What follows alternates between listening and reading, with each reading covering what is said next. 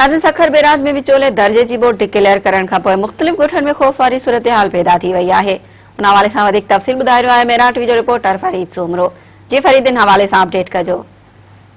जी, सखर में जेको आहे हिन वक़्तु गुडू बئराज जे निकाम ते जेको आहे पाणी जी सतह जेका आहे मथे वक़्तु जेको आहे उहो 4,66,700 हली रहियो आहे, जॾहिं त हेठियों वक़्तु 4,53,453 हली रहियो आहे। ऐं सखर बئराज में जेको आहे मथियों वक़्तु 3,73,300 हली रहियो आहे ऐं हेठियों वक़्तु जेको आहे उहो 3,97,700 हली रहियो आहे।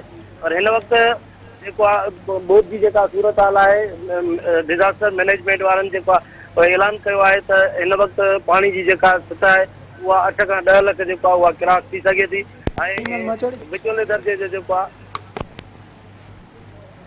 विचोले दर्जे जो जेका उहो सैलाब अची सघे थो। इन जे करे खटे वारे इलाइक़नि में जेके आहिनि उन्हनि खे हाई अलर्ट कयो वियो आहे, उन्हनि खे इतला कयो आहे, ऑफिसरनि खे बि हाई अलर्ट कयो आहे त पंहिंजे बंदनि जी पेट्रोलिंग कई वञे ऐं उन सां गॾु ई जेको आहे जेके कटे में रहंदड़ माण्हू आहिनि उन्हनि खे इतला ॾेई करे उन्हनि खे सेफ जाइनि ते जेको आहे कढियो वञे। जी फरीद, तव्हांजी महिरबानी।